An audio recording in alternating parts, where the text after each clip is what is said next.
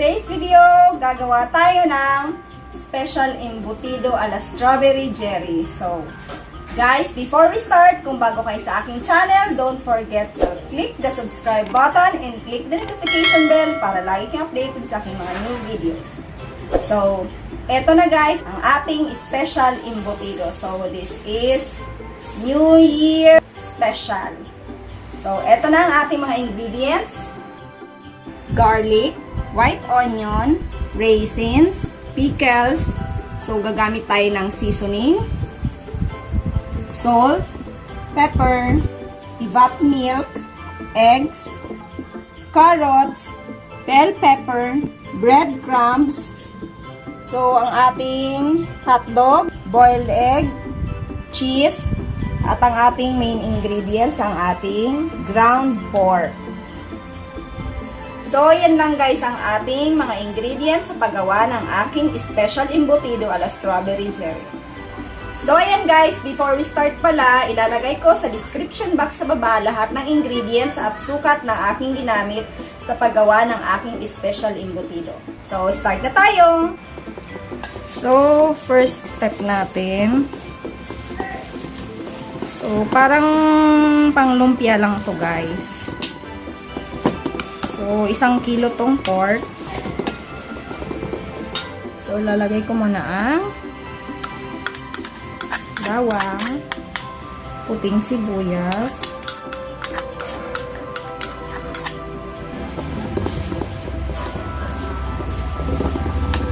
pickles,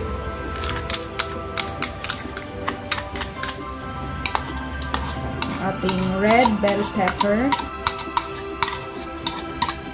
o ang ating carrots. So, hahaluin muna natin siya.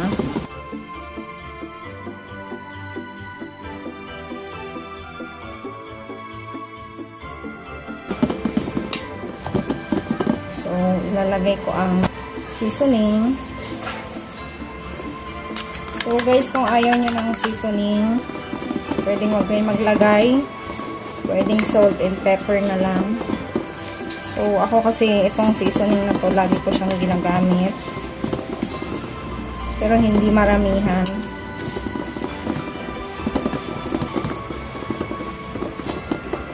So, ang ating paminta, salt,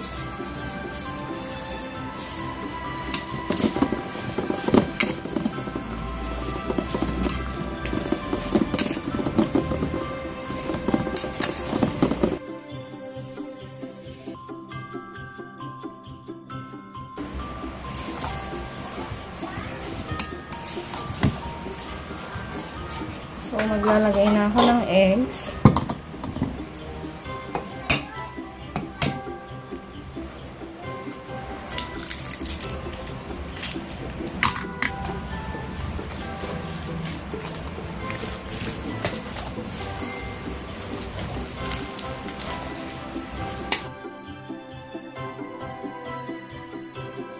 Ang ating breadcrumbs.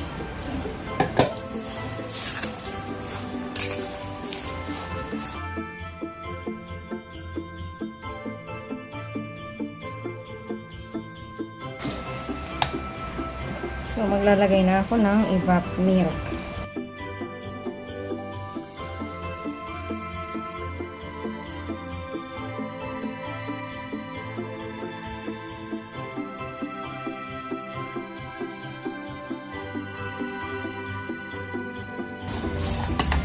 So, last ang ating pasas.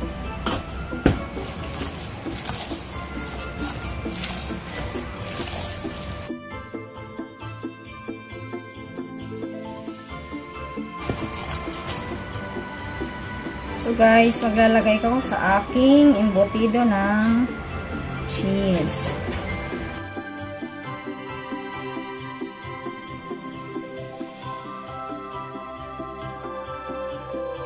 Ready na ang ating embutido guys.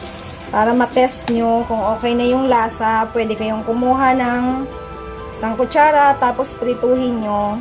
Saka nyo malalasahan yung lasa ay okay na sa inyo. Pwede kayong mag-add ng salt and pepper. So,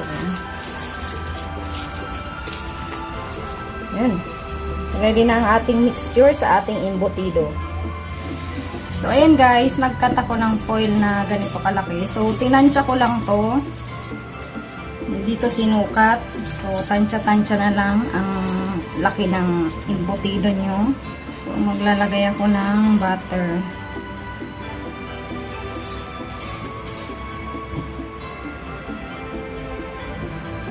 Ito yung na-melt kong butter. So, para hindi siya dikit na dikit pag tanggal natin after nating ma-steam.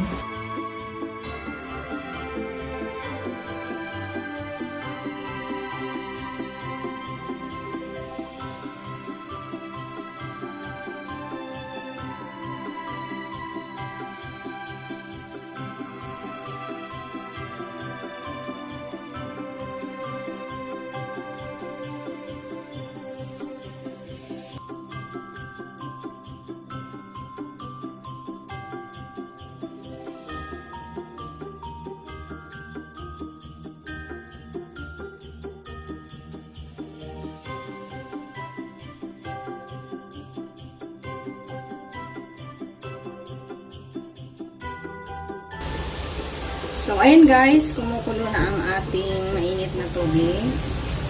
So, saka ko siya ilalagay. So, gumawa lang ako ng apat. So, ayan. So, ayan muna. Form muna. I-steam natin siya ng 1 hour.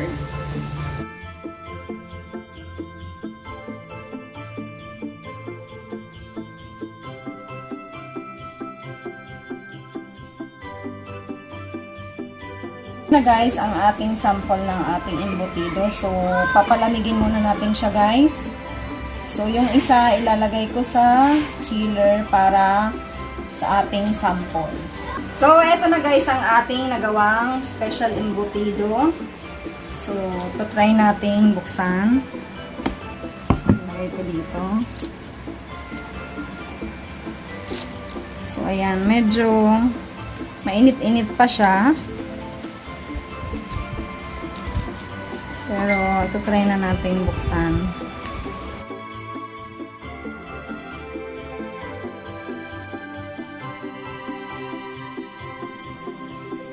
So, ayun na ang ating finished product.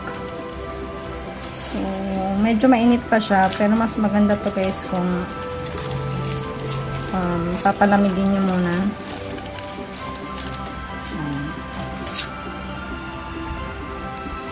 Cut natin ang ating embutido.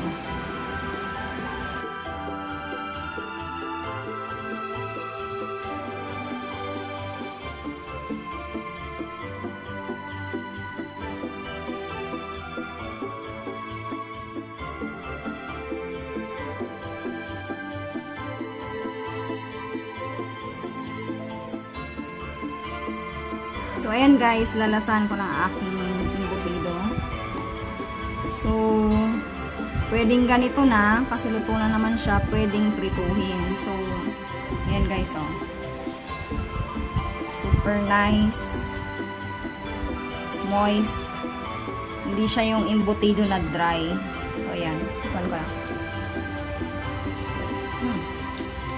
So, sakto lang ang lasa. Hindi maalat, hindi matabang. So guys, I hope matry nyo ang aking special embutido recipe. Pwede nyong gawin sa New Year. So, ito pwede tong steam lang, pwede tong i-fry. So, I hope matry nyo to guys. Thank you for watching guys, and I hope to see you in my next video. Thank you for watching. See ya! Bye-bye!